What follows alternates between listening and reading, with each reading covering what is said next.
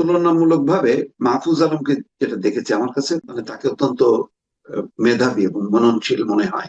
এই কারণে যে আহ, আমরা তো ক্ষমতায় না গেলে আসলে দায়িত্ব না পাইলে আমরা বুঝতে পারি না। তো আমরা তিনটা মুখ দেখলাম, নাহিদ ইসলাম, আহ আসিফ মাহমুদ সজীব ভুইয়া এবং মাহফুজ আলম। তিনটা মুখের মধ্যে আমার কাছে তুলনামূলক ভাবে মেধাবী মনে হয়েছে মাহফুজ আলম। মাহফুজ আলমকে নিয়ে খুব বেশি বিতর্ক না, হালকা একটু বিতর্ক আছে, কিন্তু আসিফ মাহমুদ সজীব ভুইয়াকে নিয়ে অনেক বেশি বিতর্ক। নাহিদ ইসলামকে নিয়ে আর একটু কম বিতর্ক।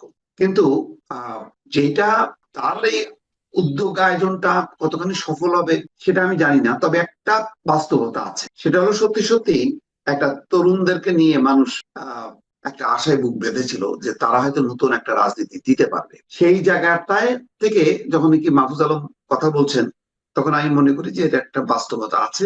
এবং আহ এটা যদি সত্যিকার অর্থে তিনি শুরু করেন, আমি মনে করি যে কোন রাজনৈতিক দলে না যেও, এমপি না হয়েও একটা শক্তিশালী রাজনৈতিক অবস্থান গড়ে তুলতে পারবে। নাহিদ ইসলামরা যে ভুলটা করছে সেই ভুল থেকে শিক্ষা নিয়েই মাহফুজ আলম চলতে চায়। সুতরাং তার এই চলার বিষয়টা আমি স্বাগত জানাই এবং আমি মনে করি যে এটা বাস্তব উপযোগী এবং এটাই হওয়া উচিত। এবং তরুণদের কাছ থেকে কিন্তু আমরা এটাই আশা করছিলাম, আমরা তরুণদেরকে ক্ষমতায় দেখতে চাইনি।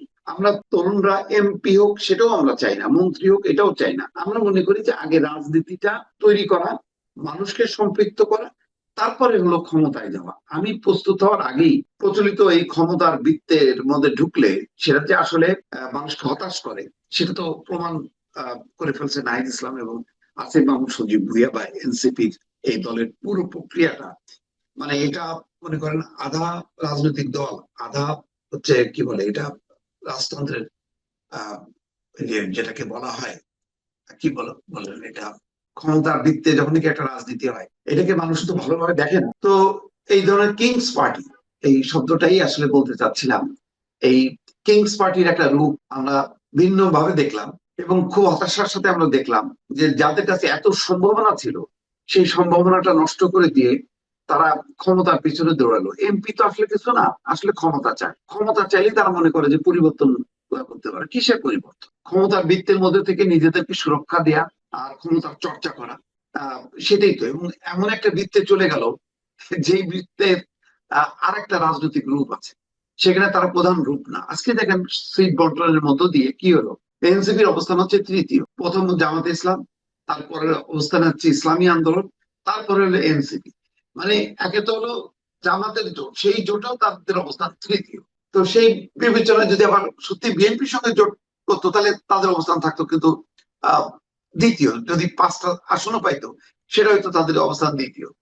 তো যাই হোক, বোঝাই যাচ্ছিল যে এখন আহ, দিনে দিনে আস্তে আস্তে হয়তো পরিষ্কার হচ্ছে, উন্মোচিত হচ্ছে যে আহ, মানে যে গর্ত থেকে তারা বেরোয় আসছে সেই গর্তে হয়তো তারা ঢুকছে।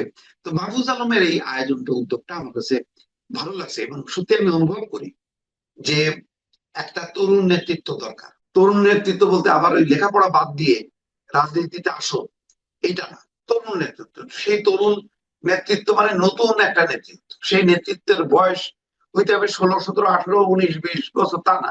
সেটা 30 হইতে পারে, 40 হইতে পারে, 50 হইতে পারে। মানে নতুন রাজনীতির ধারা যেটা অনুপস্থিত, সেই ধারাটা মাহফুজ আলম ওয়েলকাম করছে।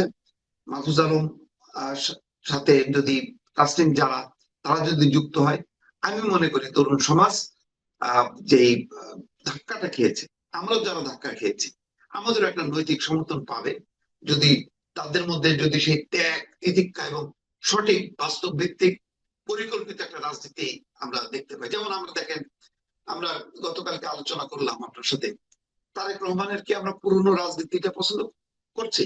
করছি না।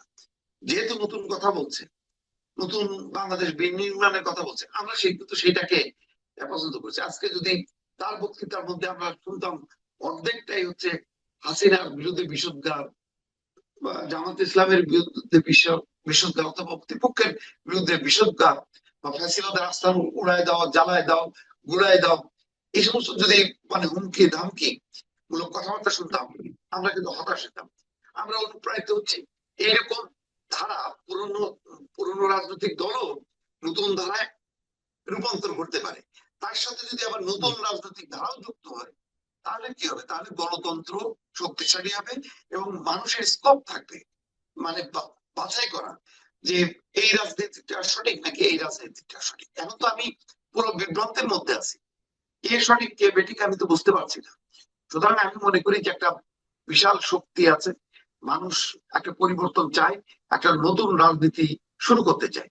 সেই রাজনীতি যদি মাহফুজ আলমরা আগাইতে পারে, আমি মনে করি যে এইটা সমর্থন পাবে।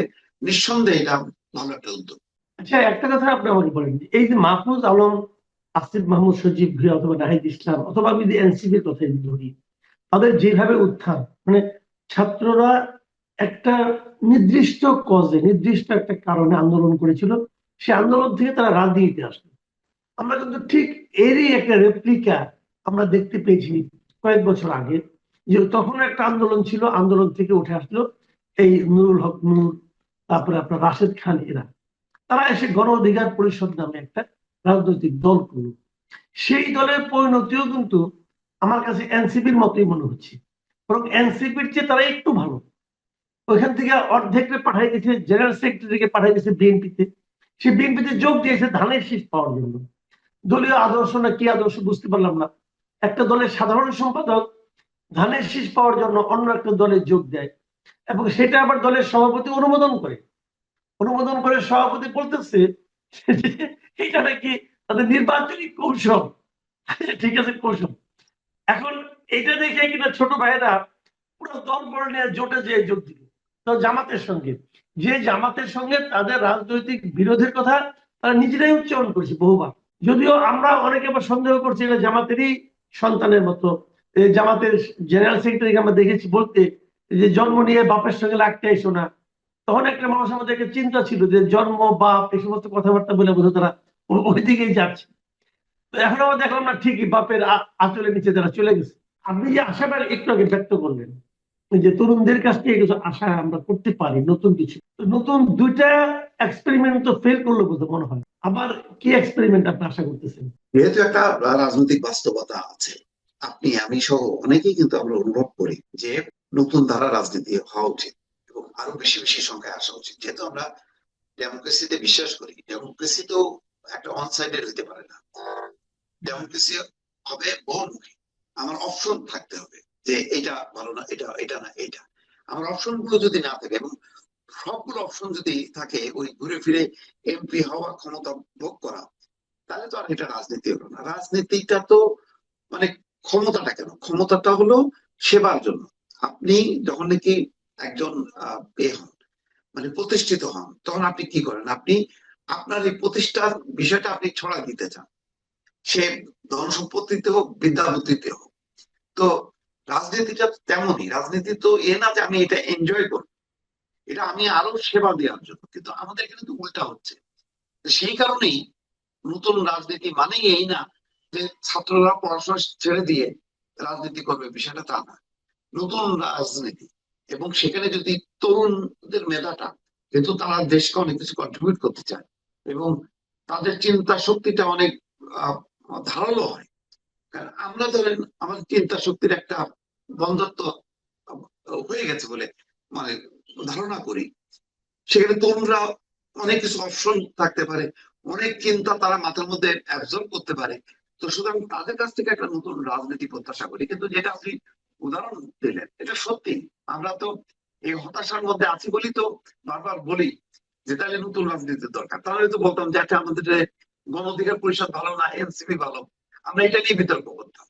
সেই বিতর্কে গণ অধিকার পরিষদের কি কর্মসূচি, এনসিপি কি লক্ষ্য, কি তারা বললো, কি তারা করলো, এগুলি নিয়ে আমরা আলোচনা করতাম। কিন্তু আমরা সেই আলোচনার বাইরে আমরা খুঁজতেছি কেন? মাহফুজ আলমের এই বিষয়টা নিয়ে আলোচনা করতেছি এই কারণে এর একটা চাহিদা বাস্তবতা রয়ে গেছে। আমাদের একটা এমন একটা নেতা দরকার, যেই নেতা মানে ক্ষমতার জন্য, এমপি গিরির জন্য, শুধু পাওয়ার পলিটিক্স এর জন্য যার জন্ম হবে না, যে সত্যিকার অর্থে মানুষের কল্যাণের জন্য নতুন একটা রাজনীতি উপহার দেবে, একটা পরিকল্পনা উপহার দেবে, যেই পরিকল্পনায় মানুষের জীবনের আহ মানে আহ মানে জীবনের মান উন্নয়ন হবে। সে জ্ঞান ভিত্তিক একটা রাষ্ট্রের মধ্যে যাতে প্রবেশ করতে পারে। তো সেই জায়গাটা যেহেতু অভাব আছে বলেই মাহফুজ আলমের এই আহ্বানটাকে আমি খুব যৌক্তিক মনে করছি। আপনি আশাবাদী মানুষ, আপনার আশাবাদ পূর্ণতা লাভ করুক এটা চাই, কিন্তু আমি নিজে কিন্তু আশাবাদী একেবারেই না। একেবারেই না এই কারণে যে উনি তো পরীক্ষিত, কারণ উনি বেশ কয়েক মাস একটা মন্ত্রণালয়ের দায়িত্বে ছিলেন।